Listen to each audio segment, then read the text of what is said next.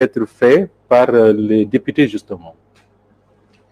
Permettez-moi d'abord de vous remercier pour cette invitation et ce plateau qui nous est offert pour échanger un peu et nous adresser au peuple sénégalais. Relativement à votre première question, l'Assemblée nationale, je crois que le peuple sénégalais a suffisamment fait le procès de l'Assemblée nationale. Nous savons que c'est une institution dans un schéma normal et normé qui représente énormément dans le fonctionnement de la démocratie. C'est une institution importante en cela que c'est cette institution-là qui, entre autres, a vocation à voter la loi, toutes les lois ordinaires, les lois organiques, la loi de finances, donc le budget. C'est cette institution-là qui a la vocation d'exercer un contrôle sur l'action du gouvernement et voir en quoi est-ce que cette action est conforme aux principes de bonne gouvernance. Et c'est cette institution, enfin, qui a un rôle de représentation populaire.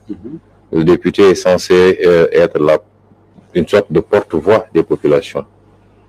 Et vous pouvez aisément, à partir de ces trois attributions, qui me semblent être les plus importantes du rôle de l'Assemblée nationale, vous pouvez aisément vous-même voir est-ce que cette Assemblée nationale-là répond à sa vocation. Je crois que le peuple s'est suffisamment fait son opinion sur la question. Et c'est ce qui nous amène à considérer que aujourd'hui l'Assemblée nationale n'est qu'une chambre d'exécution, une chambre ou un prolongement de l'exécutif au Sénégal. Malheureusement, il en est ainsi. Vous savez, dans tous les pays du monde, l'Assemblée nationale est contrôlée par une majorité. C'est pas ça le problème fondamental. Et aujourd'hui, ici, on a une majorité écrasante parce que c'était une majorité de 125 députés sur 165. Avec tous les ralliements en masse, cette majorité est en passe d'atteindre peut-être 150 députés, ou en tout cas quelque chose qui s'approche de cela. Donc c'est pas le problème, le fait qu'il y ait une majorité et une opposition à l'Assemblée qui pose problème, mais c'est le fait que cette majorité abuse de cette position de supériorité pour gérer l'Assemblée nationale en violation flagrante quelquefois des textes même de l'Assemblée nationale. Et c'est ça qui fait qu'aujourd'hui, il n'est quasiment pas possible d'avoir un débat structuré et serein au sein de l'hémicycle. Et ce débat, puisqu'il ne peut pas exister, puisque les arguments manquent quelquefois, on assiste à une Assemblée nationale au rabais où c'est les insultes, c'est les colibés. Le reproche que l'on vous fait quand même très souvent, c'est que vous ne venez qu'en plénière, alors que les véritables débats se posent en commission. Qu'est-ce que vous répondez à cela?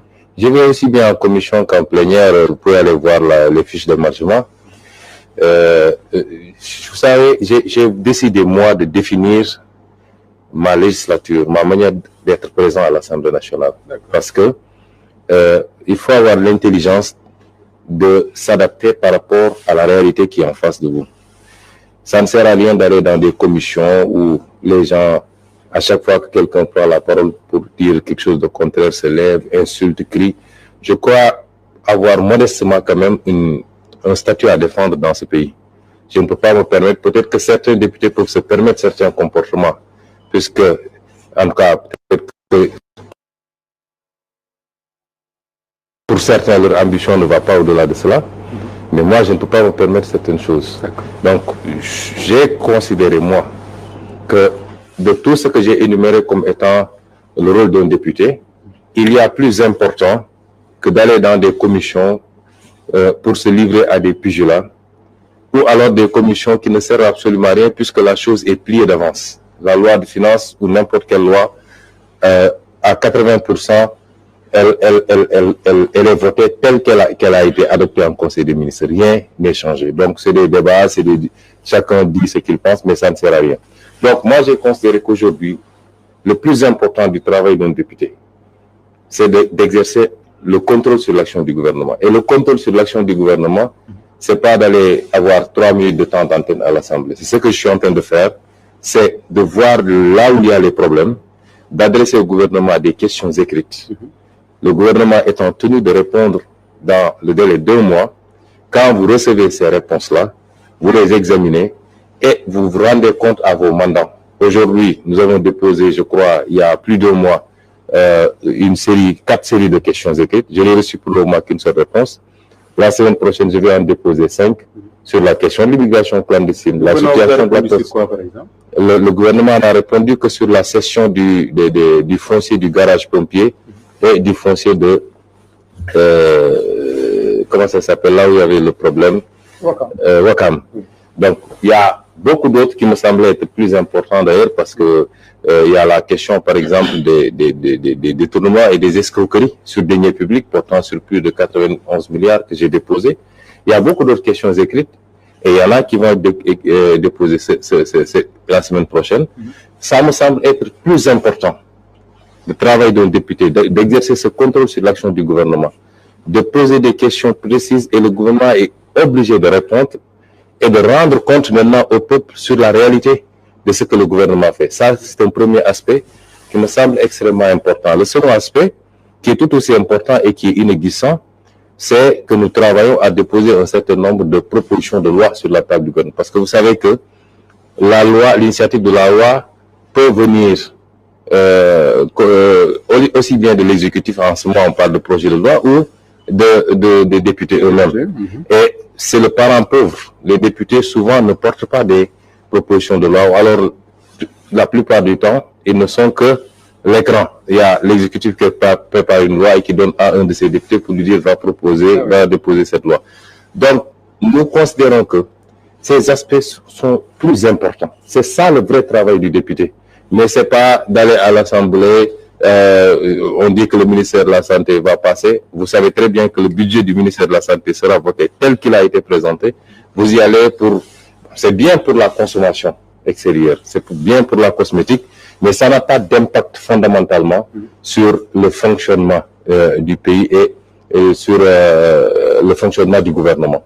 Et donc, au-delà, nous considérons maintenant que nous pouvons y ajouter de temps en temps des apparitions à la tribune de l'Assemblée nationale pour prendre position sur des faits précis. Alors, le budget que le gouvernement a présenté à l'Assemblée nationale est estimé à plus de 4 800 milliards de francs CFA. En tant que député, croyez-vous que ce budget est sincère dans ce contexte marqué par une crise Covid-19? Vous savez, ce qui me frappe, parce que j'étais à l'Assemblée nationale toute la matinée en plénière, je crois qu'aujourd'hui, c'est les députés de la majorité eux-mêmes qui posent le problème, la question de la sincérité du gouvernement. La majorité? La majorité. À la lecture du rapport général, il est régulièrement revenu que les députés en commission, les députés de la majorité ont posé cette question-là de la sincérité du budget.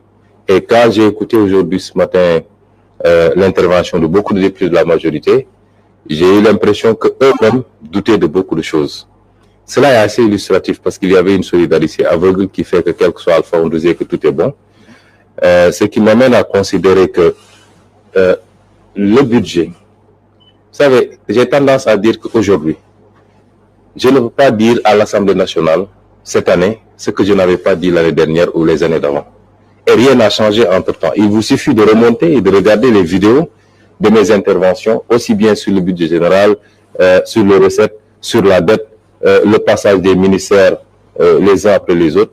Si vous écoutez mes interventions, vous allez avoir l'impression que ça a été fait hier, parce que rien n'a changé entre-temps, et pire, on s'enfonce. Vous savez très bien que votre administration fiscale ne peut pas atteindre ces résultats pour des raisons que j'avais énumérées. Fiscal s'entend des impôts et domaines de la douane réunis. Je vous avais dit que vous savez que vous êtes en train de crever votre plafond d'endettement. Et n'eût été la Covid-19, justement, ils auraient eu un problème parce que c'est la Covid-19 qui leur a permis d'aller un peu crever le plafond au niveau du FMI. Et je leur avais dit que vous savez très bien que l'endettement du Sénégal est exponentiel. Ça s'est passé de 34% en 2012 pour arriver aujourd'hui à 64%. Même si on nous dit le seuil de l'UEMOA c'est 70%, j'ai toujours dit que c'est un seuil qui ne reflète pas la réalité. On ne peut pas prendre 70% parce que l'Union européenne est à 70%, alors qu'on a des économies extrêmement fragiles, frêles, où une seule mauvaise campagne agricole peut nous coûter 2 ou 3 points de croissance. Et donc aujourd'hui, on en est à 64%. Vous ne pouvez pas avoir un budget sincère dans ces conditions-là.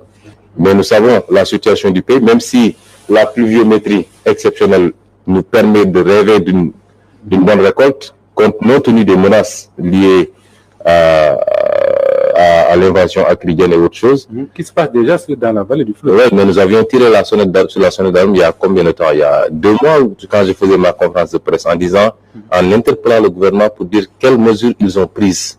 Parce que les organes spécialisés sur ces questions dans la sous-région avaient déjà annoncé la menace. Bref, donc, nous sortons de ce contexte-là et vous voulez, même en situation normale, vous ne pouviez pas atteindre un certain niveau de mobilisation des financements.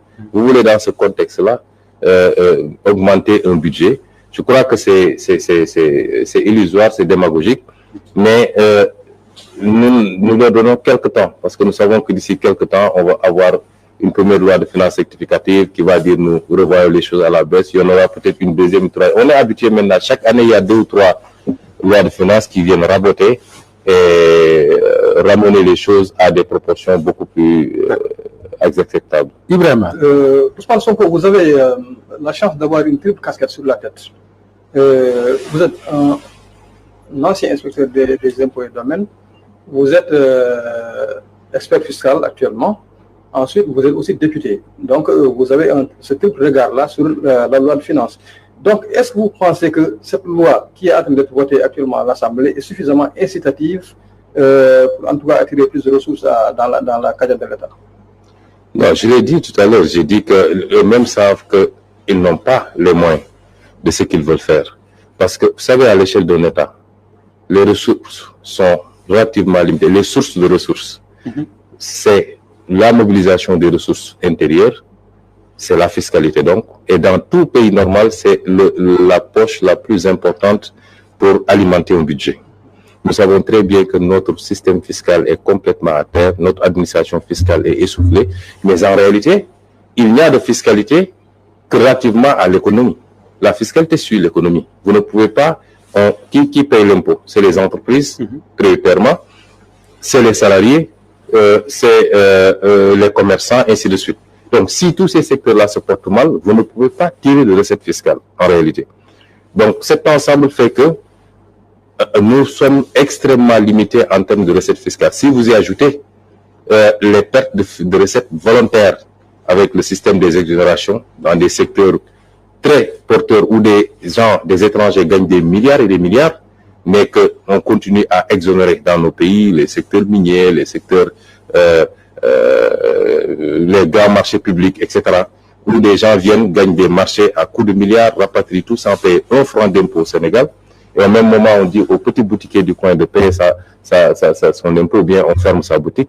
Si vous ajoutez tous ces trucs-là, plus maintenant l'évasion fiscale, les flux illicites de capitaux qui nous font perdre des centaines de milliards par année, nous avons une limite objective parce que nous n'avons pas fait ce qu'il fallait, on s'est trompé de priorité. Vous ne pouvez pas dire, et c'est ça le paradoxe. L'année dernière, vous m'avez suivi sur la tribune de l'Assemblée nationale, les brocardés sur la dette. Ils ont dit, après ils ont demandé à leurs députés qui chacun montait pour dire, Monsieur le Président, vous pouvez emprunter parce que si vous n'aviez pas une bonne signature, on ne vous prêterait pas. Et alors qu'un pays qui a du pétrole et du gaz, partout où vous allez, on vous donne parce qu'on sait que dans tous les cas, on va récupérer ailleurs. Ce qui justifie la signature de contrat léonais au détriment du Sénégal. On lui dit, vous avez une bonne signature. Mais si vous avez une bonne signature, vous ne serez pas le premier à crier parce qu'il y a la crise de la Covid pour dire annulez-moi ma dette. Pourquoi les Asiatiques n'ont pas dit annulez-nous notre dette? Pourquoi les États-Unis ne l'ont pas dit? Pourquoi l'Europe ne l'a pas dit? Tous ces pays sont endettés. Nous sommes les seuls à crier partout qu'il faut qu'on nous annule notre dette, sinon on va mourir. Alors qu'on dit qu'on a une signature viable. La viabilité de la signature s'apprécie par rapport à la viabilité de votre économie, à votre capacité de résilience. C'est ça qui détermine la viabilité de la signature. Mais aujourd'hui, nous sommes les seuls dans le monde. On voit des initiatives parlementaires, on voit le président qui sort partout, qui essaie d'emballer tous les présidents de l'Afrique pour aller manier l'annulation de la dette. Alors qu'il y a 1 an, on disait qu'empruntez parce que vous êtes très bon. Donc ça, c'est autant d'aspects qui montrent les incohérences. Parce que, vous savez, dans un budget, j'ai tendance à dire, et de manière générale dans un programme politique, et ça, j'invite tous les Sénégalais à être exigeants. Un programme politique, c'est très facile de dire, je ferai ceci dans l'agriculture, je ferai ceci dans la santé, je ferai ceci pour l'emploi des jeunes, ainsi de suite. Mais la question fondamentale, c'est où est-ce qu'on trouve le financement? Pouvez-vous avoir vos rêves pour dire je veux un palais aux Almadies? Chacun peut rêver de cela. Mais où est-ce que vous allez trouver l'argent? Vous lisez le PSE, vous ne verrez rien sur le financement. Il y a 3 ou 4 lignes consacrées au financement. Tout le reste, c'est de la littérature, nous ferons ceci sur ceci, nous ferons cela. Ça, c'est le plus facile dans un programme. Pourquoi vous allez le faire? C'est une bonne question. On va le faire en continuant à emprunter, ou bien vous pensez qu'il faudrait arrêter les exonérations? Autrement dit, comment est-ce qu'on va faire aujourd'hui pour élargir l'assiette fiscale? Nous, dans notre programme, déjà dans le livre que j'avais présenté au Sénégalais, Solutions, j'avais donné un certain nombre de pistes, parce que effectivement, j'ai la chance d'avoir cette formation pour dire voilà des mesures très simples qui vous permettent de passer du simple au double d'un budget en 1 ou 2 années. C'est la rationalisation des dépenses fiscales, j'en ai parlé tout à l'heure, c'est toutes ces exonérations que rien ne justifie et qui enrichissent à coups de milliards des gens qui partent avec, qui s'envolent, c'est évaporé, on ne réinvestit même pas au Sénégal. C'est s'attaquer aux différentes niches fiscales qu'il y a et qui sont liées quelquefois aux mauvaises pratiques fiscales, notamment un ministre qui se permet d'annuler la dette fiscale de multinationales qui ont de quoi payer. Mais un ministre se lève, il dit c'est 7 milliards, c'est 10 milliards, j'efface du jour au lendemain, ce qui est illégal d'ailleurs, je l'ai dit. Des ministres le font. Ah, bien sûr, je vous ai dit, c'est pourquoi, il faut, si vous suiviez notre, c'est pourquoi je dis, moi, je n'ai plus rien à dire ou à prouver à l'Assemblée nationale. Parce que toutes ces problématiques, je les ai posées à l'Assemblée nationale. Il y a 1 an ou 2 ans, j'ai interpellé le ministre des Finances en lui disant que vous êtes dans l'illégalité et vous pourriez être poursuivi pour ce que vous êtes en train de faire. Parce que l'impôt est du domaine de la loi. Seule l'Assemblée nationale peut amnistier un fait fiscal. Un ministre ne peut pas le faire. Même le président de la République ne peut pas le faire. Et j'avais donné des exemples concrets d'entreprises, de multinationales, qui devaient des milliards, qui ont été épinglés pour fraude fiscale. Et certaines fraudes sont passibles même de sanctions pénales. Et un ministre se lève, il prend son stylo, il dit bon, j'ai décidé, c'était 20 milliards, j'ai décidé de le ramener à 1,5 milliard. Autant de pratiques qui nous coûtent extrêmement cher. Et on veut, à côté, créer des taxes qu'on met sur le dos du peuple. Parce qu'à chaque fois qu'on crée une taxe indirecte, sur le sucre, sur le ciment, etc., qui va supporter ça? C'est le petit consommateur, in fine, qui veut construire, qui doit truc, mais qui est le consommateur final. Parce que c'est ça le principe de la taxe indirecte, c'est que c'est le consommateur final qui supporte tout. Et ce qui crée cette inflation sur les prix. Quand vous prenez le prix de l'essence, plus de la moitié du prix de l'essence, c'est des taxes. Parce que l'État ne vit que de ça. Mais qui consomme ça réellement? Et c'est le petit peuple, malheureusement, qui supporte. Alors que les grands contributeurs, non seulement ne payent pas correctement, mais quand ils sont pris la main dans le sac, c'est un ministre qui choisit. Et c'est le président de la République qui inscrit pour dire annuler sa dette fiscale. C'est autant de choses. Maintenant, il y a aussi la bonne gestion de nos ressources naturelles qui peut nous permettre d'engranger. J'ai tendance à parler de renégociation de tous les contrats. Beaucoup disent que c'est très risqué de s'aventurer à renégocier. Par rapport à quoi? C'est risqué par rapport à quoi? Moi, j'aimerais bien qu'on m'explique. Les ressources naturelles appartiennent souverainement au peuple sénégalais. Si ces ressources naturelles-là ne sont pas gérées dans l'intérêt du peuple sénégalais, ce peuple a le droit d'en réclamer la négociation. Maintenant, il y a des ficelles que je ne vais pas livrer ici, parce que je ne vais pas vendre la mèche, mais il n'y a pas plus simple que de négocier en réalité, surtout dans un pays comme le Sénégal, où à la base, ce qui a été fait sur la base de faux. Il n'y a pas plus facile de renégocier et je vous dis que c'est renégociable. Il y a la rationalisation des dépenses de fonctionnement, du train de vie de l'État. On en parle tout le temps, on ne fait absolument rien. Mais voyez toutes ces institutions inutiles qu'on crée pour les beaux yeux de politiciens.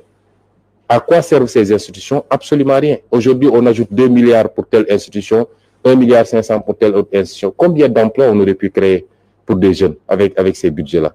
Et c'est autant de choses pour vous dire qui peuvent permettre à une gouvernance saine et vertueuse de passer du simple au double de son budget sans avoir de besoin, dans un premier temps, de recourir même à l'endettement.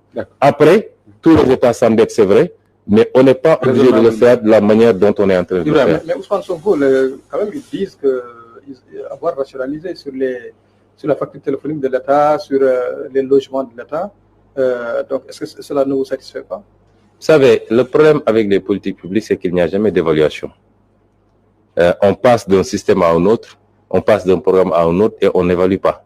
Vous ne pouvez pas me dire qu'est-ce qui a été effectivement fait sur la téléphonie. C'est comme quand on dit les ambassades. On dit rationalisation, on en ferme 5, on en ouvre 4 autres ailleurs, ainsi de suite. Au finish, on se retrouve avec le même nombre ou même un peu plus. Fondamentalement, je l'avais dit dans mon ouvrage, prenez le matériel administratif. J'ai été fonctionnaire pendant 15 ans. Vous savez, c'est des centaines de milliards mal utilisés, simplement pour commander de la bureautique, pour commander des ordinateurs. Chaque année, chaque 2 ans, on renouvelle tout, alors que le matériel qui était là n'a même pas encore été utilisé. Vous voyez du matériel dans la cour de tous les services, ainsi de suite. Le parc automobile, amusez-vous à circuler dans Dakar. Partout, vous voyez des véhicules AD délaissés. Quelquefois, il y a une petite pièce qui manque, on ne remplace pas et on commande une autre voiture pour la personne. Il y a également, regardez tous les gens qui disent qu'ils sont à la tête d'institutions ou je ne sais. Vous allez chez eux, quel parc automobile vous trouvez? 2 4x4, 3 berlines, etc. Tout ça aux frais de l'État. Donc, il y a la rationalisation, c'est pas une histoire de facture téléphonique. Il y a beaucoup mieux et beaucoup plus à faire.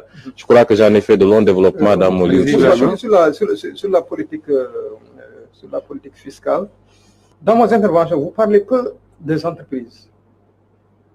Pourquoi est-ce un choix délibéré ou bien...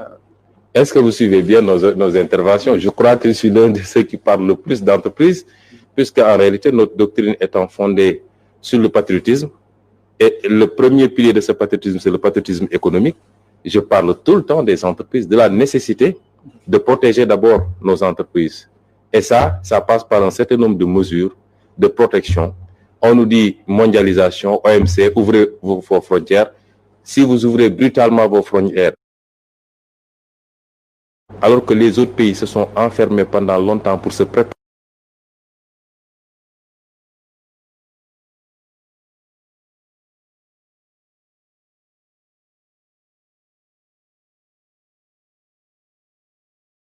de 2018 du moins, ça a été un long processus. La Chine n'est pas le Sénégal quand même. Hein? Non, je sais, je vous donne, c'est la Chine, c'est la Turquie, c'est le Maroc même, c'est tous les pays fonctionnent comme ça. Même le Rwanda aujourd'hui qui est beaucoup plus petit en termes géographiques que le Sénégal. Donc c'est pas une histoire de la Chine, n'est pas le Sénégal. Je ne fais pas de comparaison pour la comparaison. Je dis, tous les pays ont fonctionné comme ça. Donc, chaque fois je dis, il faut protéger nos trucs. J'ai toujours tendance à dire que aucun pays ne s'est développé sans avoir pu faire émerger une bourgeoisie industrielle nationale. Ça, vous l'avez entendu 1000 fois à l'Assemblée nationale, dans mes émissions, etc. Et pour ça, la bourgeoisie ne tombe pas du ciel. J'ai été abasourdi quand j'ai entendu au jour le président Macky Sall recevant le patronat leur dire oui, préparez-vous, la concurrence arrive, les Sud-Africains vont venir, les Nigériens. J'ai dit, mais comment on peut s'adresser comme ça à son patronat? Tous ces gens-là ont été protégés par leurs États pendant longtemps et jusqu'à présent, le Maroc protège ses entreprises contre la toute-puissance de l'Union européenne parce qu'ils savent qu'ils ne peuvent pas tout de suite aller en concurrence avec ces trucs. Dans tous ces pays-là, j'ai regardé l'autre jour un reportage sur la Thaïlande, mais vous allez en Thaïlande, vous voulez investir dans le secteur touristique, vous ne pouvez pas le faire si vous ne prenez pas un Thaïlandais et vous lui donnez peut-être 80% des actions. Donc, il faut protéger notre tissu national. Il faut renforcer nos industriels. Il faut leur faire les faveurs fiscales du moins ce qu'on fait aux étrangers. C'est à nos nationaux qu'il faut les faire aujourd'hui. Je crois qu'on est allé raconter au patronat que le gars, il veut augmenter les taxes, etc. Vous savez, les gens ne comprennent même pas la différence entre augmenter des taxes et augmenter un taux de pression fiscale. Le taux de pression fiscale, c'est la répartition de la charge fiscale sur l'ensemble des impôts que nous collectons, leur rapport au PIB. Si ce rapport est élevé, le taux de pression fiscale est élevé. S'il est faible, maintenant, comment atteindre un bon taux de pression fiscale? Ce n'est pas en augmentant forcément des impôts. Au contraire, vous pouvez baisser des impôts et avoir un taux de pression fiscale plus important. Parce qu'en baissant, vous incitez les gens à payer. Ensuite, vous travaillez à élargir l'assiette. Si vous avez 100 contribuables et à chacun vous devez demander 1000, mais il vaut mieux avoir 1 million de contribuables et chacun donne 100. Donc, lors du lancement du... Mais ça fait des années que je n'ai pas parlé d'impôts. Aujourd'hui, on parle d'impôts, c'est bizarre. On revient dans votre cœur de métier, comme on dit. Donc, lors du lancement du PAP 2A, le président de la République avait dit qu'il y aurait une amnistie fiscale sur 2020 et 2021 pour deux secteurs, la presse et le tourisme. Et vous avez dit que l'amnistie fiscale est une loi qui est du domaine de l'Assemblée nationale, donc du domaine du Parlement. Donc, est-ce qu'on peut considérer que c'est du pipeau, donc c'est ce que le président de la République avait dit, ou bien est-ce que vous, en tant que député, vous avez eu connaissance d'un projet de loi d'amnistie fiscale qui a été déposé sur la table de l'Assemblée nationale? Non, je ne peux pas dire que c'est du pipeau. Le président de la République, je l'ai dit tout à l'heure, l'initiative de loi incombe concurremment au président de la République et à l'Assemblée nationale. Le président de la République peut présenter un projet de loi d'amnistie à l'Assemblée nationale. Mais vous n'en avez pas, je n'en suis pas informé, je ne pense pas que ça a été fait, mais il peut affirmer que ça va être fait parce qu'il a une majorité écrasante. Il est sûr que s'il dépose son projet de loi, ce sera voté.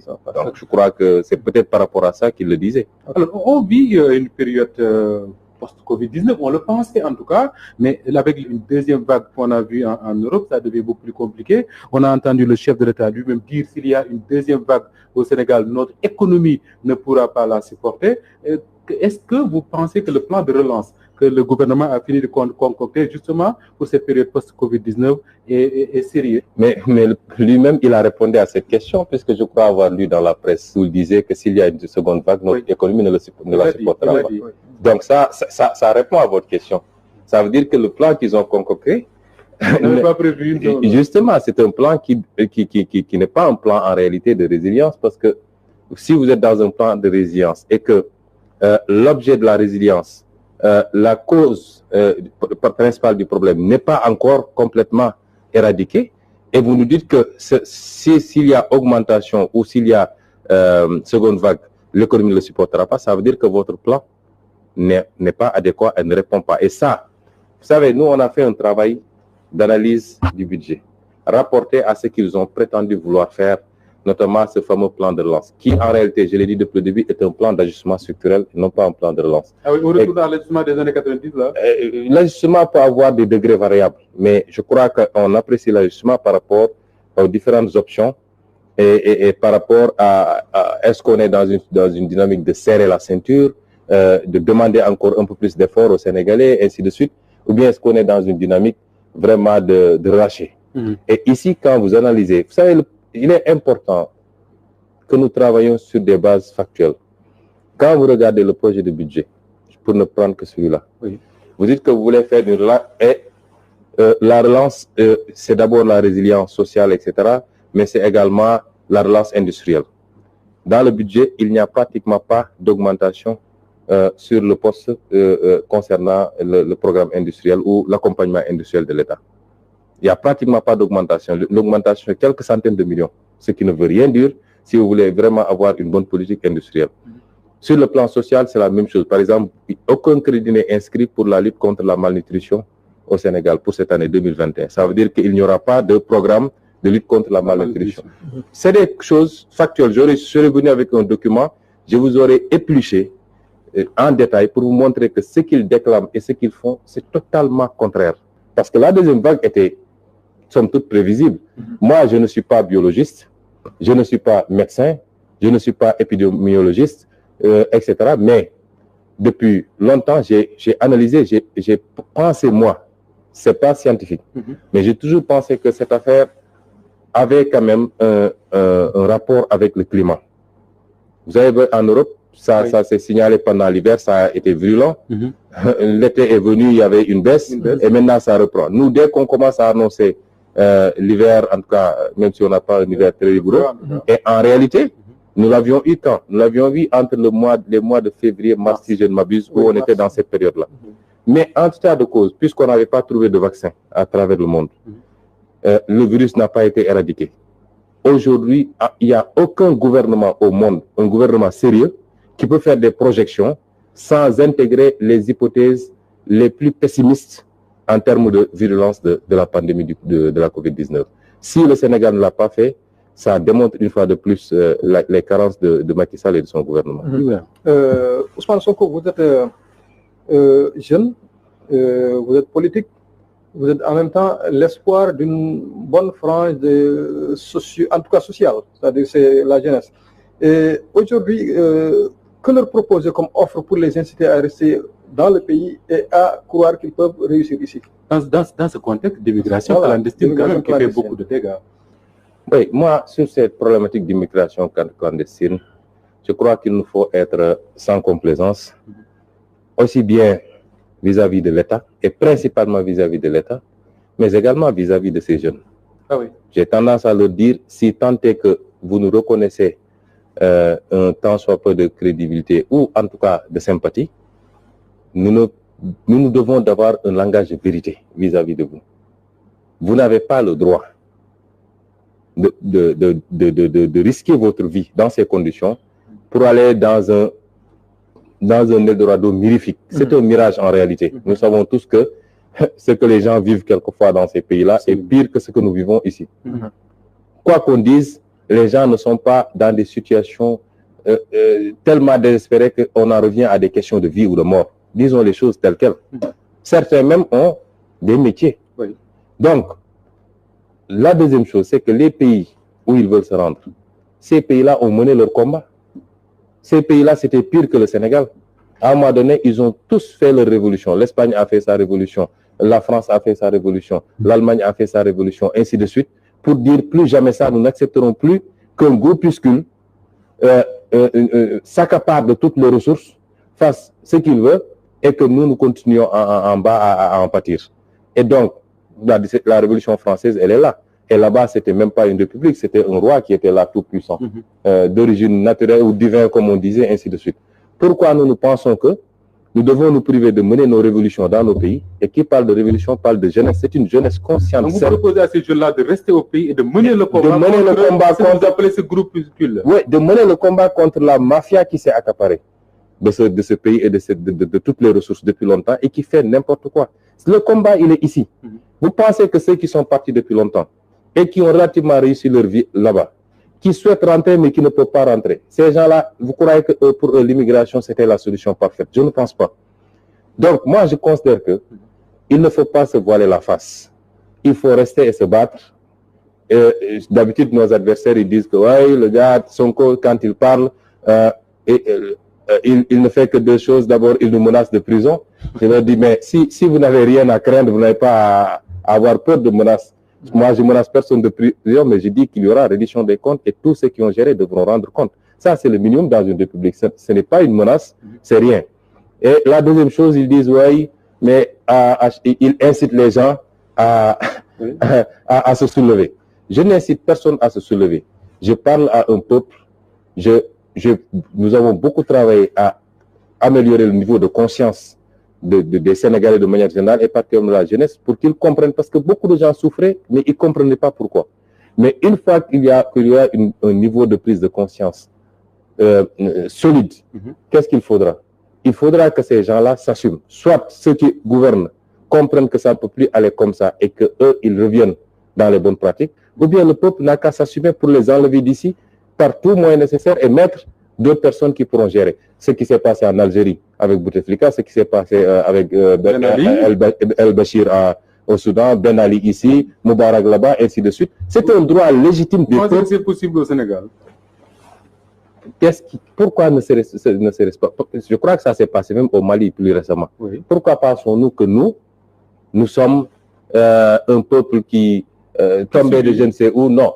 Non, nous ne sommes ni meilleurs ni plus mauvais que les autres. Il faut qu'on redevienne sur terre et qu'on comprenne que nous ne pouvons pas aspirer à un mieux-être, nous ne pouvons pas aspirer à mieux que ce que nous vivons et penser que nous pouvons faire l'économie des méthodes qui ont marché ailleurs et qui ont permis aux gens de trucs. Maintenant, je termine. Allez-y. Après, je dis, on ne peut pas avoir le courage de dire à nos frères, à nos sœurs, et c'est pas méchant, de leur dire la vérité les yeux dans les yeux, et sans ne limiter à ça. Le vrai problème, c'est l'État. La responsabilité de l'État dans tout ça. Mais prenez ce qui se passe. Comment vous pouvez signer des accords de pêche pour prouver vos propres pêcheurs de poissons? Vous savez, la pêche, c'est 600 000 personnes qui travaillent dans la pêche. Imaginez ce qu'il y a derrière en termes de famille. C'est combien de Sénégalais qui, aujourd'hui, dépendent, sans compter l'apport nutritionnel dans nos plats de tous les jours. Vous permettez de vendre votre océan, de vendre toutes vos ressources à vil prix en plus, Cette semaine-ci, je vais déposer une question écrite sur cette problématique, d'ailleurs sur la table du gouvernement. Vous choisissez de vendanger, en tout cas de vendre à vil prix vos ressources halieutiques, et vous voulez que ces jeunes-là soient là à faire quoi?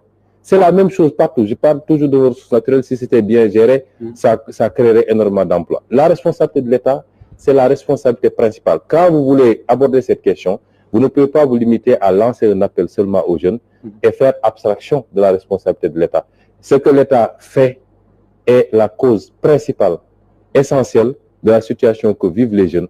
C'est ça qui fait qu'il n'y a pas possibilité de créer des emplois dans ce pays. Je terminerai par vous dire une chose.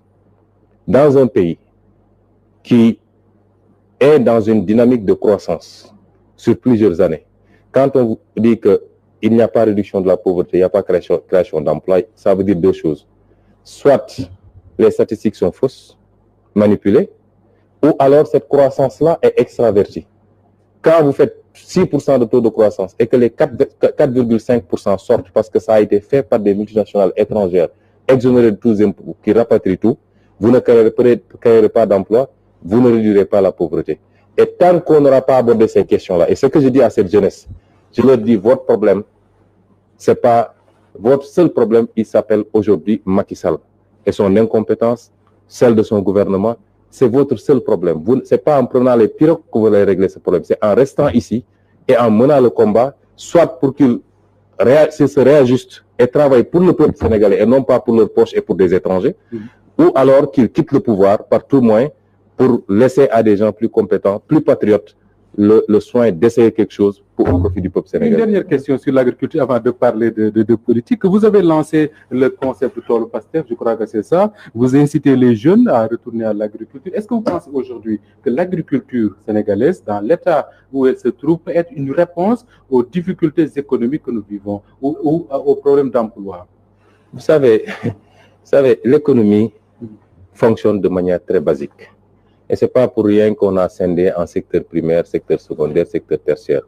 Le secteur tertiaire a atteint un volume tel qu'on l'a scindé en deux en mettant le quaternaire quelque part. On a pris l'administration, etc. pour en faire un secteur. Mais dans un pays développé, il faut qu'on arrête le schéma d'abord. Les schémas standards dans un pays développé, vous avez un secteur industriel, un secteur primaire relativement faible, un secteur secondaire qui vient après et un secteur tertiaire très développé. Pourquoi? Parce que ces pays ont fini leur révolution industrielle. Quand tu termines ta révolution industrielle, tu as un secteur primaire qui produit, que ce soit l'agriculture, l'élevage, ainsi de suite, mais qui produit pour que l'industrie puisse transformer. Et là, l'industrie crée énormément d'emplois. Parce que l'agriculture permet de faire travailler beaucoup de monde, certes, mais si vous regardez sa part dans le PIB, elle n'est pas très importante. Pour que vous fassiez de la valeur ajoutée et que ça puisse rapporter plus, aussi bien en termes d'emploi, mais en termes de revenus pour le pays, il faut transformer, ce qui ne se fait pas en Afrique de manière générale et au Sénégal en particulier. Mais quand vous réussissez cette seconde phase, vous avez besoin d'un secteur tertiaire très développé pour distribuer le commerce, mais vous avez besoin d'un secteur tertiaire très développé pour également gérer la question du financement, les banques, etc. La question de la sécurisation, c'est les assurances, ainsi de suite. Dans un pays sous-développé, on ne doit pas avoir ce schéma. Or, vous venez au Sénégal, le secteur tertiaire fait 63% de l'économie sénégalaise, autant que la zone Union européenne. Ça veut dire qu'on a délaissé le secteur secondaire et qu'on a complètement grillé le secteur primaire, qui aujourd'hui représente à peu près 19% du PIB. Ça pose un problème. Donc, mais nous, quand on disait aux jeunes de retourner à l'agriculture, vous savez, nous ne gouvernons pas. Nous ne gouvernons pas, nous n'avons pas les leviers. Nous ne l'avons pas fait parce que nous pensons que c'est à nous de définir la politique agricole du Sénégal. Mais nous l'avons fait prioritairement pour ces jeunes. Pour dire, en attendant d'avoir des gouvernants dignes de ce nom, qui comprennent les enjeux au niveau national, mais les enjeux mondiaux, et qui soient surtout de vrais patriotes, vous ne pouvez pas attendre ça. En attendant que chacun essaie de se prendre en charge, que chacun essaie de croire en lui-même d'abord. Et ça passe par l'auto-emploi. C'est pas seulement l'agriculture. Nous lançons des formations des jeunes sur la pisciculture, sur d'autres formations dans des métiers urbains, avec des délivrances de diplômes, même ainsi de suite. Nous les incitons en leur disant, nous allons essayer un peu de repartir à l'agriculture pour ceux qui connaissaient déjà l'agriculture et de vous y essayer pour ceux qui n'avaient jamais fait de l'agriculture. Quand on a commencé, moi, quand j'ai commencé à faire la tournée et visiter les tôles au passé, ici à Dakar, j'ai vu des jeunes qui m'ont dit, j'avais jamais été dans une exploitation agricole. Je ne pouvais même pas reconnaître l'herbe de l'arachide. Mais j'ai décidé, moi maintenant, d'aller chercher moi-même ma propre exploitation parce que je me suis retrouvé. Donc c'est ça le principe. Après, accessoirement, si ça prend un volume, le volume que nous voulons, ce sera reversé dans les statistiques de l'État. Oui, ce que les gens sont en train de faire, de produire, quand on va faire les statistiques de la production agricole ou de niébé ou de kanja ou je ne sais quoi, il y aura ce que les jeunes ont fait dans le cadre des tôles passés. Vraiment? Oui, il y a déjà lors de la mise en place du dernier gouvernement, il y a eu la création du ministère de la transformation des produits. Est-ce que c'est pas déjà un bon pas? Ça, c'est des appellations. Vous savez, j'ai vu aujourd'hui un article qui m'a plu. D'ailleurs, on a dit Macky, l'homme des slogans inachevés, je ne sais quoi. On a parlé de fast track, lever des drapeaux, cleaning day, etc. Tout ça, c'est où? On nous sort des slogans et de plus en plus, on les anglicise d'ailleurs pour créer un complexe parce que tout ce qui sonne anglais doit être quelque chose d'extraordinaire. Mais Amadou Sall disait que c'est pour frimer. Oui, mais c'est où ça? Tous ces concepts. Il y a toujours eu, dans l'architecture gouvernementale du Sénégal, il y a toujours eu, de l'indépendance en maintenant, soit des ministères entiers ou des pans de ministères qui étaient dédiés à cette histoire d'industrialisation et de transformation. Il y en a toujours eu, qu'on l'appelle, je ne sais pas, transformation, tout ce que vous voulez. Il y avait avant des ministères du plan et de l'industrie, ministère du commerce et de l'industrie, ainsi de suite.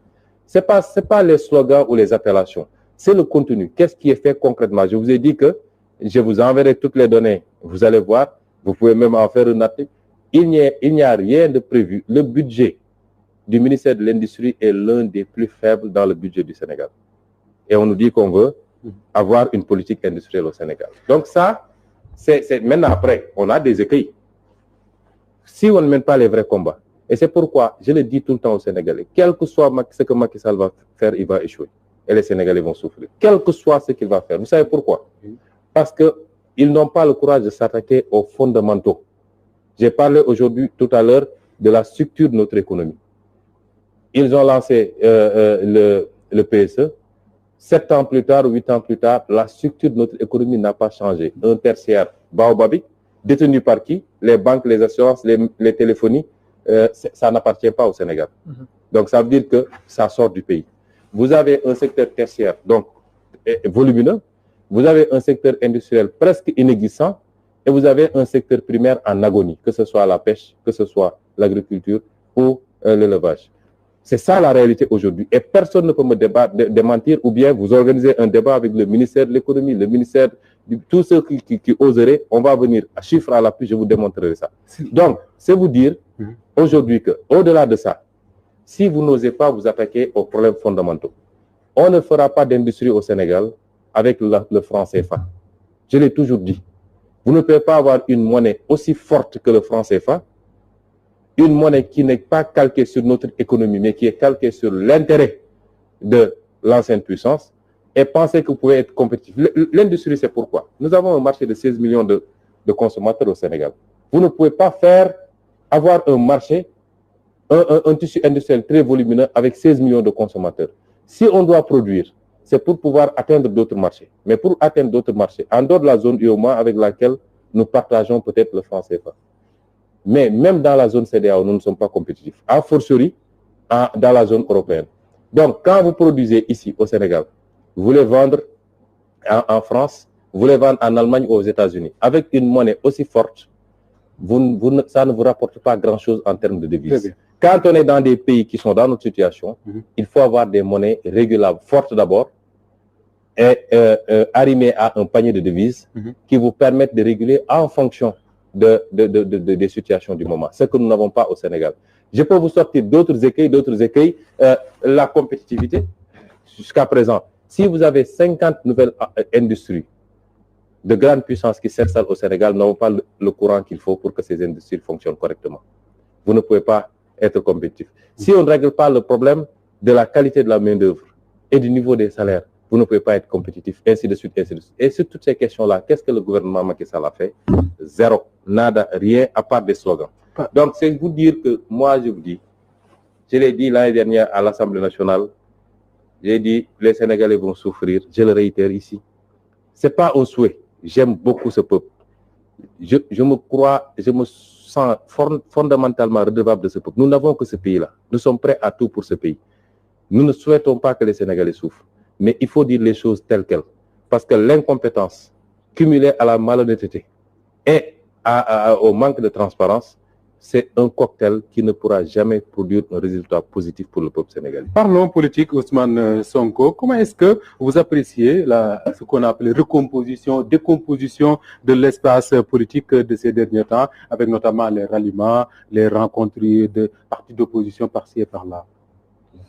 Ça ne nous a pas beaucoup intéressé. Je crois que nous avons pris une position sur ces questions-là en disant que, primo, nous laissons à chaque acteur politique la liberté de définir sa trajectoire politique et ses choix. Les questions d'éthique et de morale, nous laissons le peuple souverain apprécier. Qu'est-ce qui est conforme aux déclarations d'hier, d'avant-hier, etc. C'est le peuple souverain et l'électeur qui va apprécier. Parce que je crois que les électeurs sénégalais doivent de plus en plus être exigeants sur ces questions-là. Donc, il n'y a pas de problème de légalité. On est tous d'accord. Oui. Personne n'a violé la Constitution. Personne n'a violé une loi. Donc, tout le monde est libre de dire, moi, mon choix politique, c'est d'être avec X ou Y. Donc, nous, en tant qu'acteurs politiques, parce que nous ne sommes pas, nous, des commentateurs, nous ne sommes pas des politistes, etc. Nous disons, sur ces questions-là, ça, à la limite, d'autant que nous sommes restés sur notre trajectoire depuis le début de notre carrière politique. Nous avons une trajectoire bien définie, bien définie. Nous n'essayons pas de savoir ce que X ou Y fait ou ne fait pas. Au contraire, c'est les gens qui essaient de voir, nous, qu'est-ce que nous faisons. Mais nous, dans notre trajectoire politique, nous avons identifié un programme très clair que nous avons couché dans un ouvrage que nous avons écrit lors de la campagne. Nous avons arrêté une méthode qui peut changer en fonction des situations. Et nous nous sommes dit, allons nous adresser au peuple sénégalais. C'est ce peuple-là qui nous intéresse. Et donc, ceci dit, tout ce qui se passe et tout ce qui se passera ultérieurement ne nous concerne pas tellement, ne nous intéresse pas beaucoup. Après, on peut dire que en termes d'opposition, ça donne quoi? Certains vous disent... Justement, parce que ce qu'on dit, c'est que celui qui devait incarner le statut du chef de l'opposition vous laisse la place maintenant, puisque vous êtes arrivé 3e à la présidentielle, ça doit vous intéresser quand même. Non, parce que, vous savez, nous sommes sur les principes.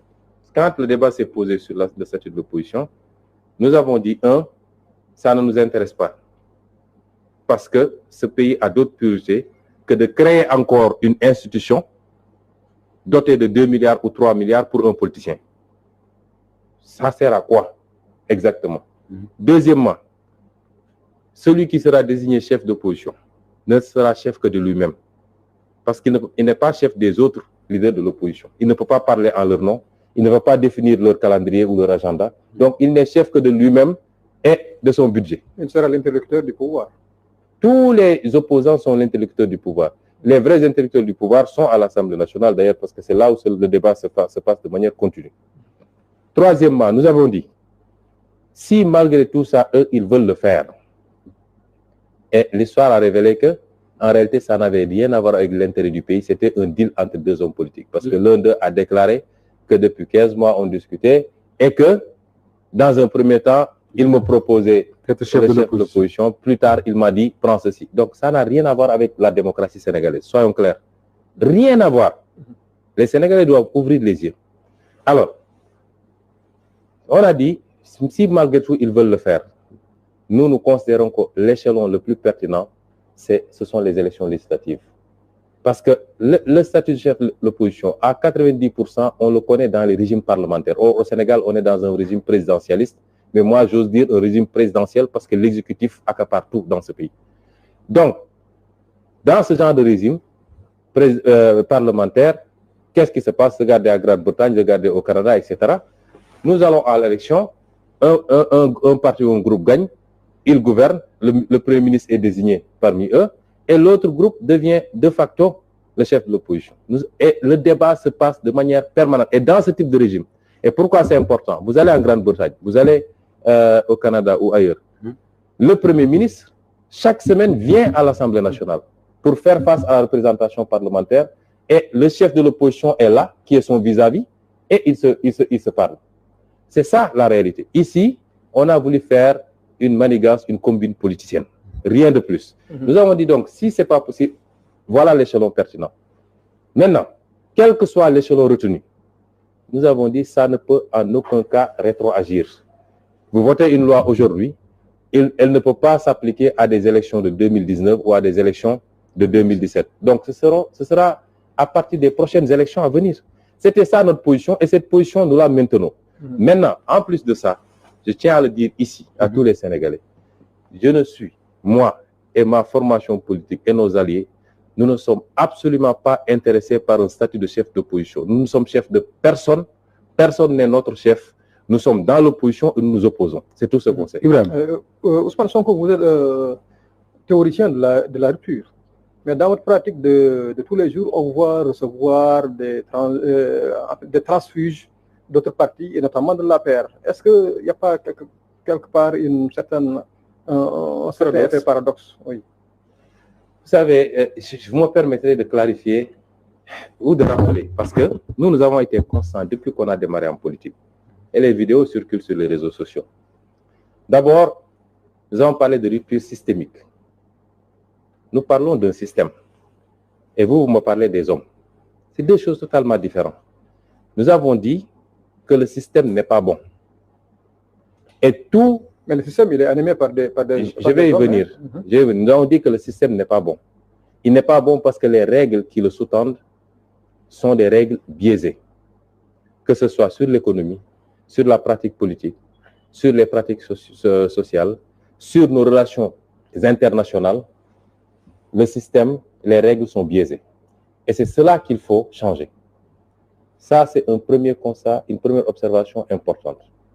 Et nous nous sommes proposés de mener cette bataille. Les hommes vont conduire ça. Aujourd'hui, je suis l'homme qui incarne, en tout cas, j'ai jusqu'à preuve du contraire, j'ai la chance d'être à la tête de cette mouvance au niveau de mon parti et de ceux qui sont avec nous. Je ne suis pas le seul peut-être. D'autres formations ou même des mouvements citoyens mènent le même combat. Nous disons qu'il faut impérativement changer ces règles. Nous nous battons pour changer ces règles. On a démarré il y a 6 ans exactement en posture de néant politique. C'est-à-dire il y a 6 ans, personne ne connaissait qui est Ousmane Sonko, ou qui est El Malick Ndiaye, ou qui est Birame Souleye, ou Diomaye Faye, ou je ne sais qui. Nous n'avions jamais fait de la politique. Nous n'avions pas de notoriété. Nous n'avons pas d'argent. Et tout le monde nous disait que vous perdez votre temps. 6 ans plus tard, on en est là où on en est. Ce n'est pas du mérite. Il peut y avoir 10% de mérite, mais je considère que le reste, ça relève de la volonté divine. Ceci dit, nous avons fait un bout de chemin où on est parti d'une dizaine de personnes dans une pièce qui ont arrêté la décision de se lancer en politique à des milliers et des milliers de personnes aujourd'hui. Ces milliers et milliers de personnes, vous ne pouvez pas dire que toutes ces personnes-là n'avaient jamais fait de la politique, n'avaient jamais fricoté avec le PDS ou avec le PS ou avec etc. Ça, c'est le premier constat. Ensuite, nous continuons ce petit bonhomme de chemin.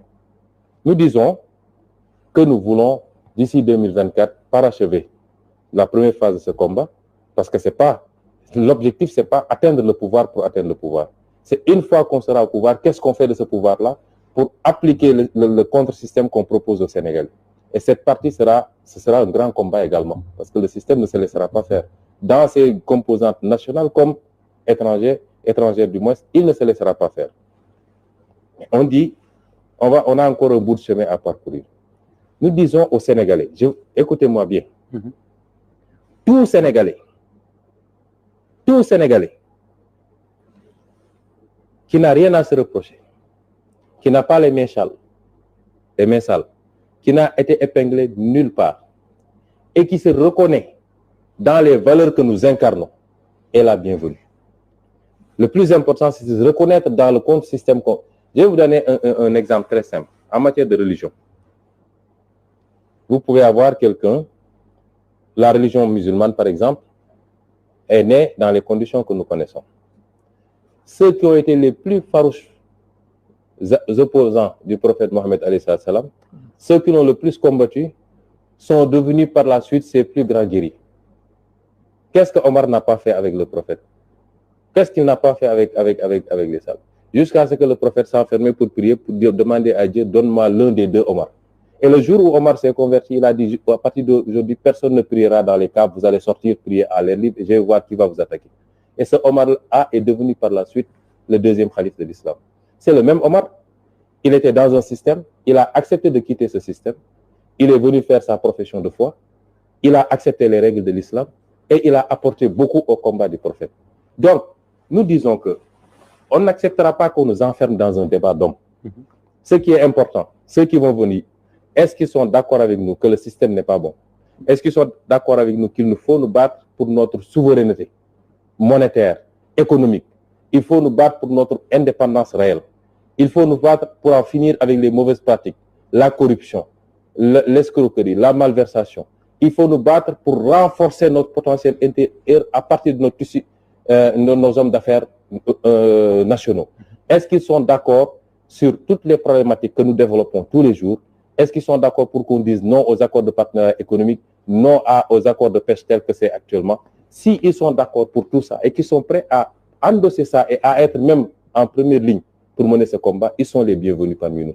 Ce n'est pas un problème d'homme, c'est un problème de système. Alors, un deal à 1 milliard, c'est ce qu'a titré un site internet au lendemain de cette médiation que vous avez menée entre Barthélémy Diaz et Maître Moussa Diop. 1 milliard pour faire allusion à cette affaire de détournement supposé d'1 milliard de francs CFA sur le foncier de Dakar Dem Dikk. Ousmane Sonko, après coup, est-ce que vous n'avez pas l'impression d'avoir un peu prêté le flanc ou bien d'avoir dévié de votre ligne en réconciliant deux personnes qui s'affrontent autour quand même de la gestion de deniers publics? Vous savez, moi, si c'était à refaire, et d'ailleurs je chercherai d'autres cas pour me réconcilier, je vais en chercher beaucoup d'ailleurs, parce que, vous savez, moi je parle d'une logique très simple. Ça a été fait à Massalikul Jinan. Je serais très prétentieux de le refaire. Ça a été fait devant des autorités beaucoup plus importantes que moi. Moi, je considère que j'ai un rôle aujourd'hui à jouer dans ma posture actuelle. C'est un rôle de rassemblement. C'est pas que je veuille factuellement assumer ce statut de chef de l'opposition, mais je considère aujourd'hui que je suis l'un des mieux placés pour travailler à un vaste rassemblement, un front très fort de tous ceux qui veulent s'opposer. Écoutez bien ce que je veux dire. De tous ceux qui veulent s'opposer et qui sont prêts à se battre.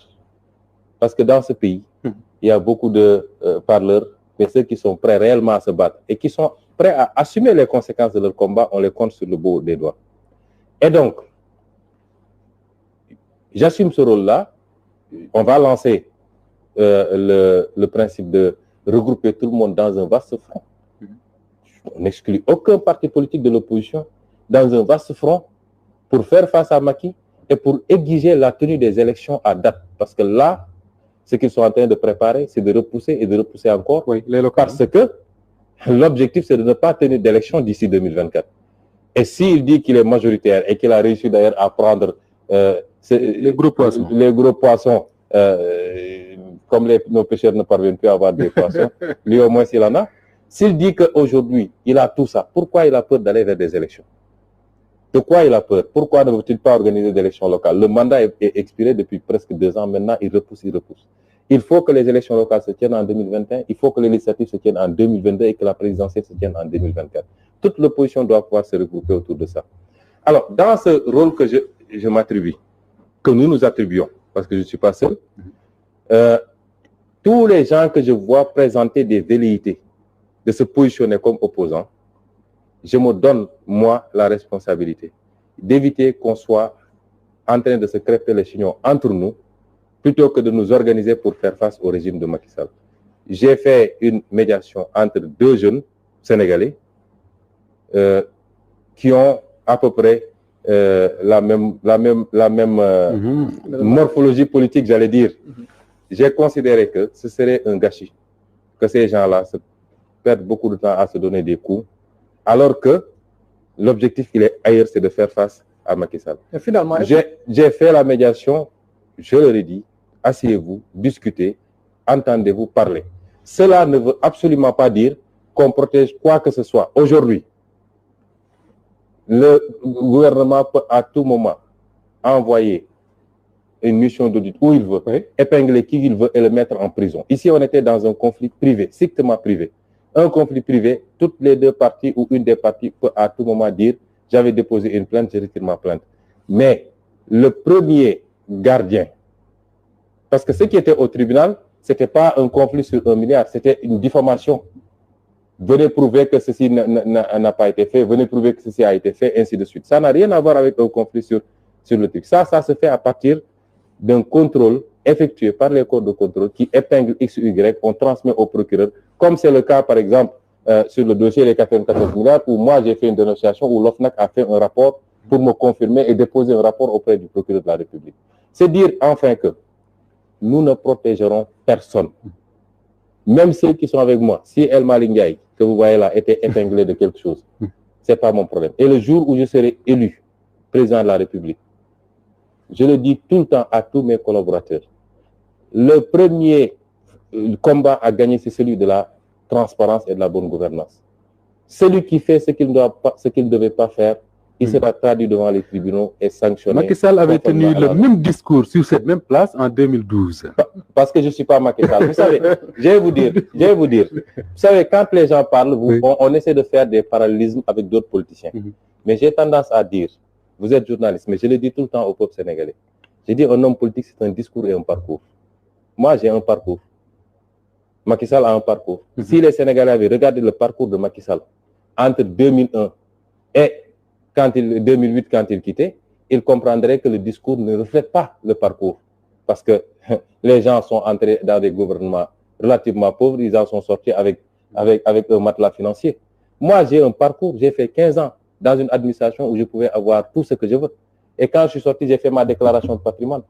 Et j'ai dit, je n'ai qu'une maison, je n'ai qu'une voiture, j'ai 200 000 francs dans mon compte. Le gouvernement qui a tous les moyens de contrôle n'a qu'à prouver le contraire. Et jusqu'à présent, on n'a pas prouvé le contraire. Comment vous faites alors pour financer le PASTEF qui fonctionne quand même, qui mène des activités un peu partout à travers? Mais pourquoi voudriez-vous que ce soit moi qui finance le PASTEF? C'est ça une mentalité qu'on doit changer. Un parti n'est pas financé par un homme. Ça n'existe nulle part dans le monde. Le PASTEF, c'est les membres de PASTEF, d'ici de la diaspora. Chacun cotise. Moi, je cotise comme tout le monde. On doit faire quelque chose, on a besoin de 5 millions, on se cotise. Tel donne sa voiture, tel donne du carburant, tel donne 200 000, ainsi de suite. Pourquoi voudriez-vous qu'un chef de parti soit là avec des milliards, il finance ce parti, tout lui appartient, il fait ce qu'il veut? Mais c'est ça, une des tares de notre démocratie d'ailleurs. Parce qu'on dit qu'il n'y a pas de démocratie interne dans les partis. On dit que moi, je suis la cible principale quelquefois de mes propres militants. Vous ne le verrez pas dans beaucoup de partis. Parce que nous sommes un parti ouvert et libre où les gens... Ça ne veut pas dire que c'est sur Facebook qu'on gouverne PASTEF. Non. Mais je dis, nous avons dit que nous voulons faire la politique autrement. Vous savez, ça commence par quoi? Le parti n'appartient pas à Ousmane Sonko. Moi-même, on est venu me prendre pour me dire, viens dans le parti. Il faut une organisation, il faut responsabiliser les gens. Mais le parti n'appartient pas à Ousmane Sonko. À partir de ce moment, je n'ai pas à financer un parti politique, moi. De temps en temps, je prends 100 000 ou 150 000 ou 200 000, je donne ma contribution, quelqu'un d'autre donne, et on fait nos activités. Ibrahim. Reparlons de la réconciliation, qui a fait beaucoup de bruit. Le jour même ou bien le lendemain, beaucoup de vos partisans, notamment sur les réseaux sociaux, ont mis en avant la posture d'un musulman qui réconcilie deux êtres humains, bien deux de ses semblables qui étaient un peu en conflit. Mais finalement, après votre discours, on se rend compte que cette réconciliation avait plus ou moins des visées politiques, parce qu'il s'agit de fédérer tous ceux qui, potentiellement, ou en tout cas activement, s'opposent au régime de Macky Sall. Donc, finalement, est-ce que vos partisans qui avaient donné l'autre explication, est-ce que finalement ils n'ont pas fait, ou bien est-ce qu'ils ne sont pas un peu en retard, en déphasage par rapport aux visées qui étaient les vôtres? Pourquoi voudriez-vous exclure cet aspect-là? Vous savez, toute action qui tend à rapprocher des gens est avant tout un acte d'adoration. J'ai pas besoin ici, on n'est pas dans un débat spirituel, j'ai pas besoin d'évoquer des versets coraniques, etc.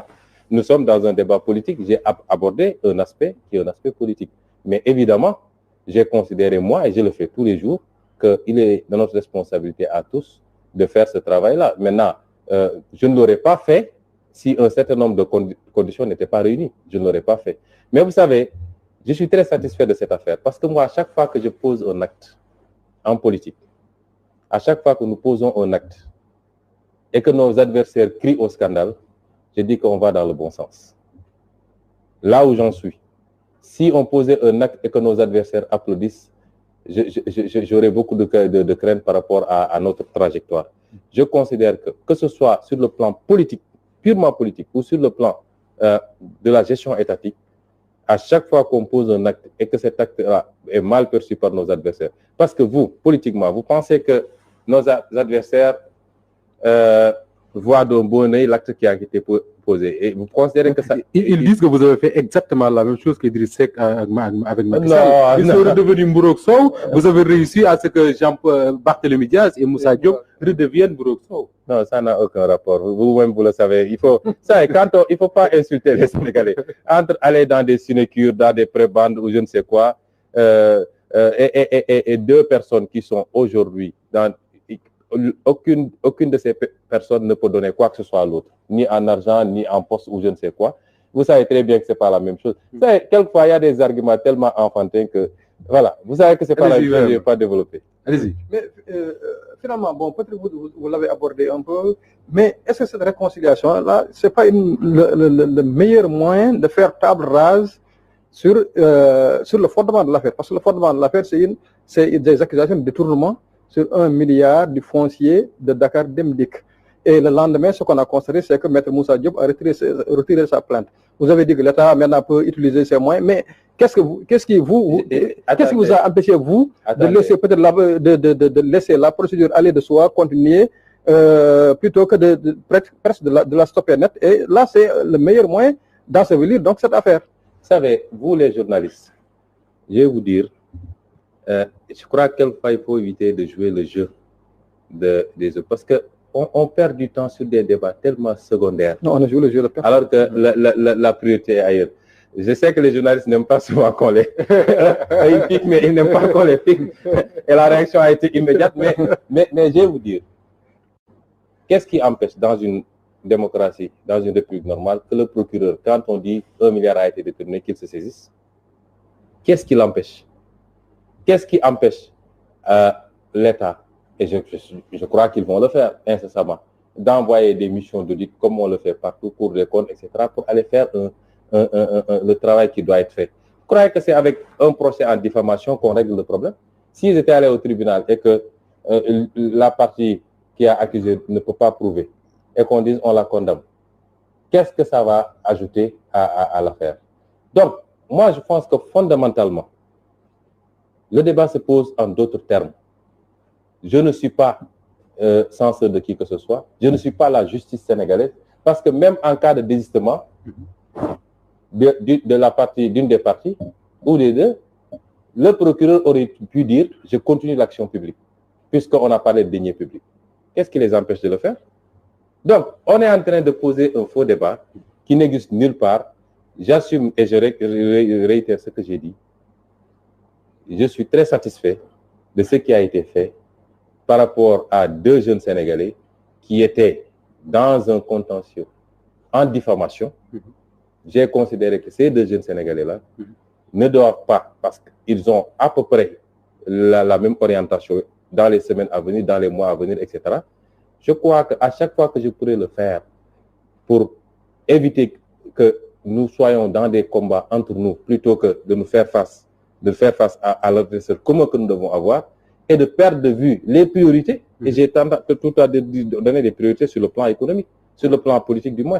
L'une des priorités, c'est qu'on puisse tenir les élections à date, mais que ces élections-là sonnent le glas du régime de Macky Sall. D'accord. Pour rester sur le thème de la réconciliation dans l'affaire de ce fameux audio, vous n'avez pas quelque part l'impression d'avoir été piégé dans cette affaire? Non, c'est au contraire moi qui ai piégé. Je l'ai dit lors de la vidéo que j'ai expliquée, c'est moi qui ai piégé.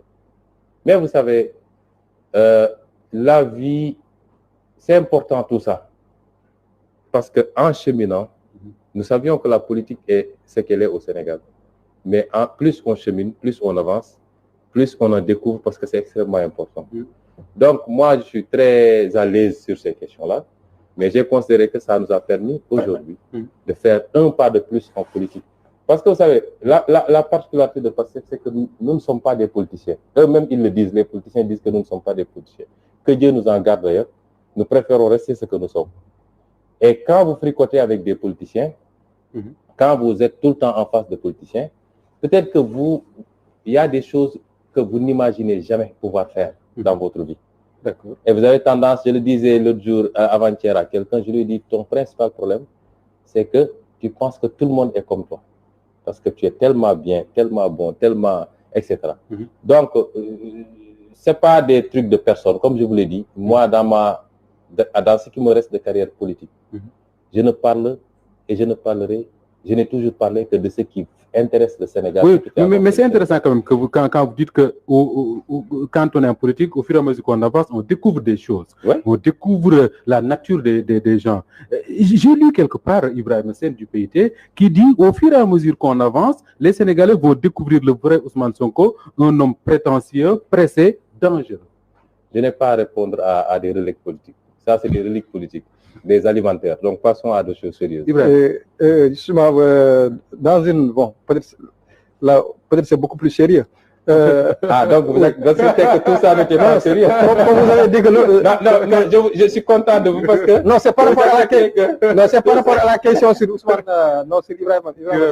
Donc, dans cette fameuse vidéo dont vous faisiez cas tout à l'heure, vous avez dit que la société Bilbassi, qui appartient au président de la République en propre, n'a jamais payé d'impôts. Et pourquoi alors, après avoir envoyé un avis de vérification, vous avez jugé utile de répondre à l'invitation de Mansour Faye? Est-ce que vous ne devriez pas vous contenter de remettre le rapport à qui de droit? Ça n'a rien à voir. Il ne faut pas confondre les choses. Vous n'avez pas suivi la chronologie. La vérification fiscale n'avait rien à voir avec cette affaire-là. En 2013, effectivement, en tant que chef de brigade, j'avais adressé un avis de vérification à cette entreprise-là. On n'a pas pu dérouler la vérification pour la simple raison qu'on nous a interdit l'accès au palais. Vous savez, quand vous faites une vérification fiscale, vous allez au domicile fiscal du vérifié. En ce moment, on est allé à Mermoz, on nous a dit que la villa est en rénovation. Son domicile, c'est le palais. Et donc, on est allé au palais, on nous a dit vous n'avez pas accès au palais. On a déposé le courrier, l'avis de vérification, mais on n'a pas pu dérouler la vérification. Donc, il n'y a pas eu de rapport en tant que tel. Donc, ça n'a absolument rien à voir. Et personne ne m'a jamais entendu dire que la personne m'avait sollicité pour ce dossier. Non. J'ai dit, c'était un moment où, effectivement, je n'étais pas encore en politique en 2013. On a créé PASTEF en 2014. Mais c'est une période où j'ai commencé à créer beaucoup de problèmes, à dénoncer un certain nombre de choses, à critiquer, ainsi de suite, ainsi de suite.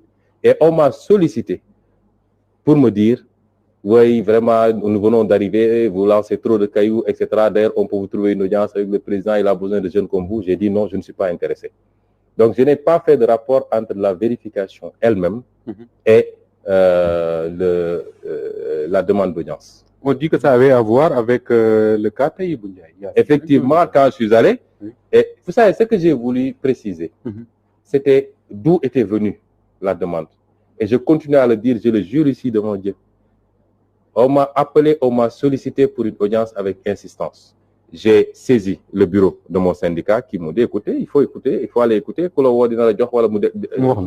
Je suis allé, on m'a sollicité pour me dire, ouais, on n'est même pas encore équilibré, vous tirez, etc., etc. Il y avait effectivement ce dossier où, en tant que secrétaire général honoraire du syndicat des impôts, j'avais pris des positions très claires. Vous tapez tout de suite sur YouTube, vous verrez les vidéos.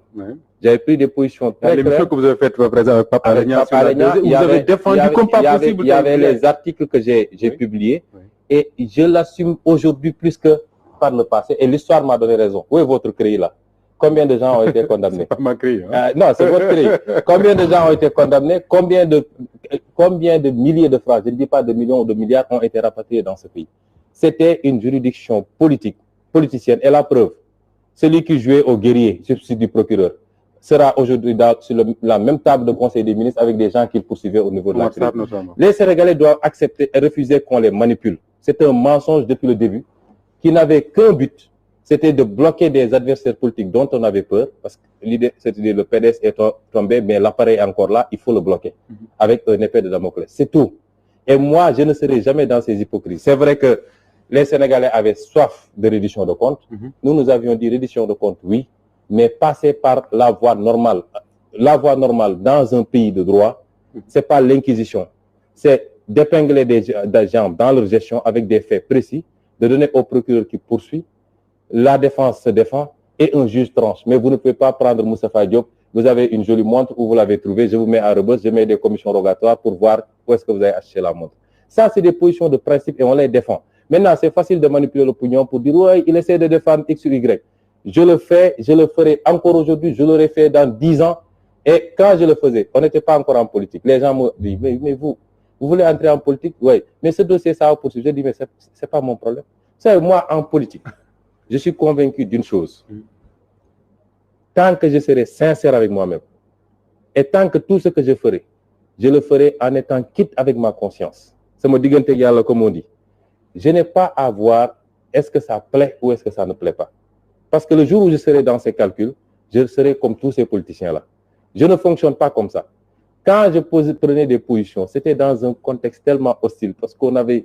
C'est comme au début de la pandémie de la Covid-19. Macky Sall a dit, je veux recevoir tout le monde. Moi, je n'étais pas chaud, je vous le dis. Je n'avais jamais vu Macky Sall, il m'avait jamais vu. C'était votre premier rang. C'était la première fois qu'on se voit physiquement. Je n'étais pas chaud pour y aller parce que j'ai tendance à dire, si je devais rencontrer Macky Sall, je souhaiterais que ce soit le jour de la passation de service.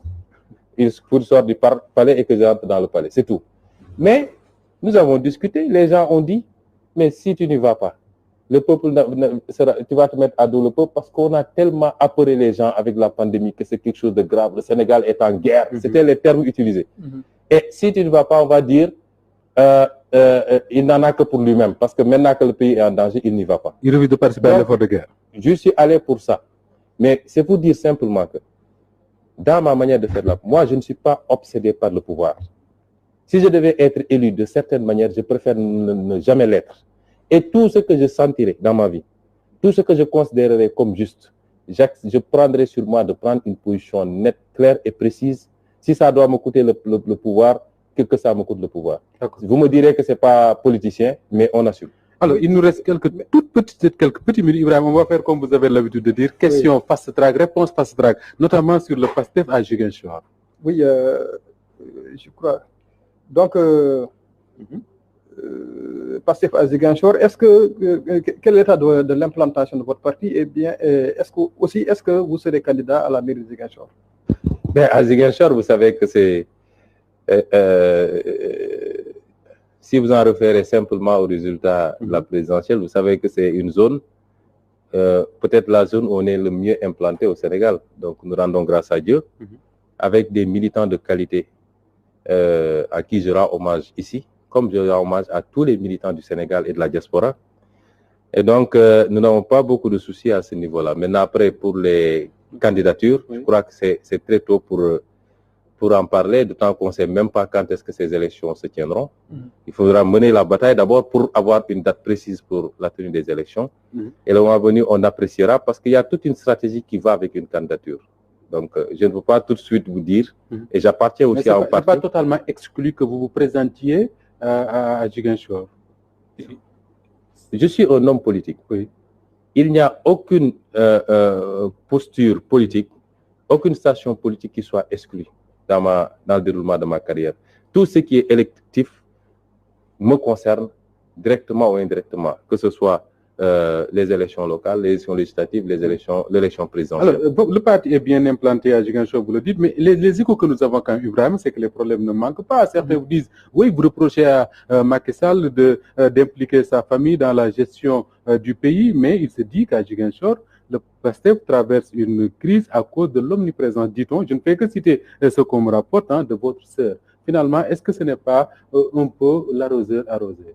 Il n'y a aucun membre de ma famille dans les instances de PASTEF. Aucun. Ni votre sœur, ni votre... Aucune. Ma sœur n'a aucune responsabilité dans les instances du parti aujourd'hui à Ziguinchor. Vous savez, tellement de choses ont été... Les gens sont allés jusque lors des élections de législatives 2017. Des gens qui n'ont pas été investis à Ziguinchor sont sortis pour dire qu'ils rejoignent la paire et ils disent que Sonko a investi sa sœur sur les listes. Vous savez, ça, c'est tellement facile à vérifier, les listes d'une élection. Vous ne verrez aucun Sonko, à part moi d'ailleurs, et on dit Sonko a investi sa propre sœur dans les listes à Ziguinchor, ce qui est un mensonge. Alors, il y a 2 ou 3 choses que je voudrais dire. Oui, allez-y. Les problèmes sont inhérents à un parti qui grandit. Pourquoi on cible Ziguinchor? Nous avons des problèmes à Diourbel, nous avons des problèmes à Louga, nous avons des problèmes même dans la diaspora, nous avons des problèmes ici à Dakar, nous avons des problèmes partout dans le Sénégal, parce que ça, c'est le propre des organisations qui grandissent. Un parti qui ne grandit pas, un parti où il y a 3 personnes, il n'y a pas de problème. On est d'accord? Quand un parti grandit et grandit rapidement, dans combien de partis on parle de problèmes ici? C'est peut-être l'APR, c'est le PS, c'est PASTEF, etc. Nous sommes très honorés d'être dans ce lot maintenant. Ça veut dire que c'est un parti qui, en un temps très court, a su exister, grandir, se massifier. Et quand ça se massifie, il y a le choc des ambitions. Ça, c'est pareil dans tous les pays du monde. Chacun veut être à telle ou telle place. Certains sont très pressés et les motivations peuvent être différentes. Notre parti gère ces problèmes de manière sereine. Nous arbitrons nos problèmes.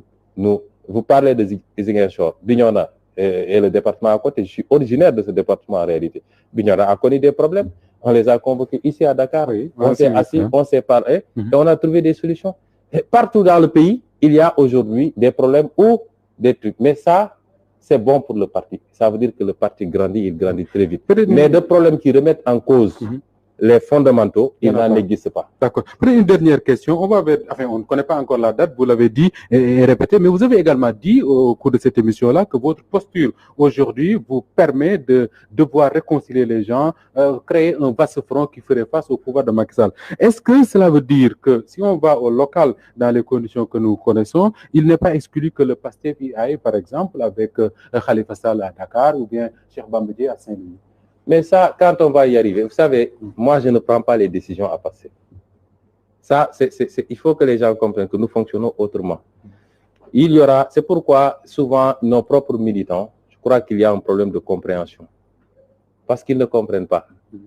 Ils voient des choses, ils ne comprennent pas, mais vous savez, on ne peut pas expliquer le fondement, le pourquoi de chaque chose sur la place publique ou sur Facebook ou je ne sais où. Et quand vous êtes avec des gens, soit vous avez confiance en eux ou vous n'avez pas confiance. Mais des décisions qui engagent le parti, je ne peux pas le faire. Il y a un bureau politique qui siège, mais sur des décisions importantes. Je vais vous donner un exemple très simple. Quand il a fallu aller répondre au palais, on a consulté les 45 départements et les 40 coordinations de la diaspora pour leur dire qu'est-ce que vous en pensez. C'est comme ça qu'on fonctionne. Donc, toute alliance, toute coalition, ça me permet de préciser d'ailleurs des choses. Premièrement, notre position, nous, c'est quoi? Nous ne ferons plus de coalition dans ces périodes-là. S'il n'y a pas de nous n'en ferons pas. Oui. Et à la veille de chaque échéance électorale, nous apprécierons la pertinence de faire les coalitions.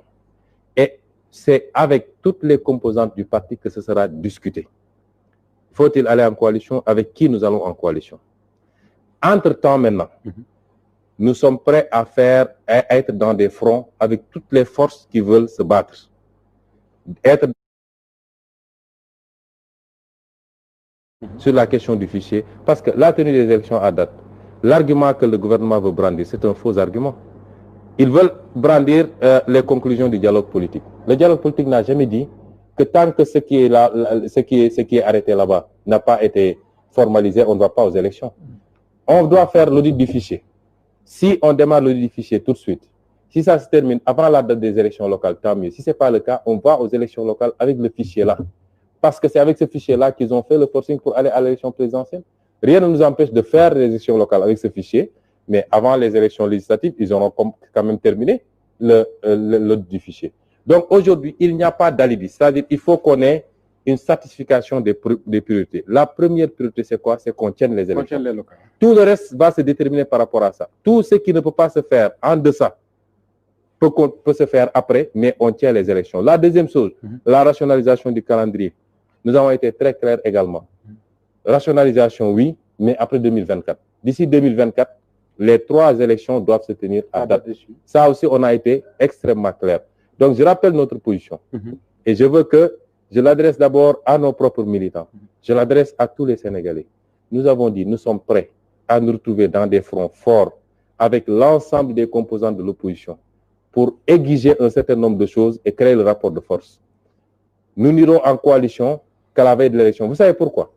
Parce qu'on ne sait pas qui sera là jusqu'à l'élection. On ne sait pas qui négocie. On ne sait pas qui discute. On ne sait pas qui fait quoi. Donc, on ne peut pas être dans des coalitions où à tout moment, des gens peuvent en sortir pour dire « je rejoins Macky Sall », etc.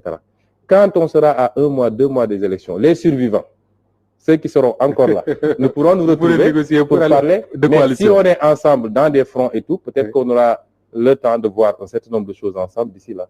Ce sera le mot de la fin. Grand merci à vous, Ousmane Sonko. C'est moi. Président de PASTEF Les Patriotes, député à l'Assemblée nationale. Ça a été un plaisir de vous recevoir sur ce plateau. Ibrahim Anne, merci à vous, rédacteur en chef de Walf Quotidien. Merci à toute la rédaction de Walf Quotidien et de Walf Net également qui ont contribué à la préparation de cette émission. Grand merci à Pape Goregay et Memi Kanti qui était à la caméra. Merci à toute l'équipe technique réunie autour de Cheikh Tidiane Diop et Amdi Sidibé au niveau de la régie. Mesdames et messieurs, merci de la fidélité à Walf des sans voix et bien à vous.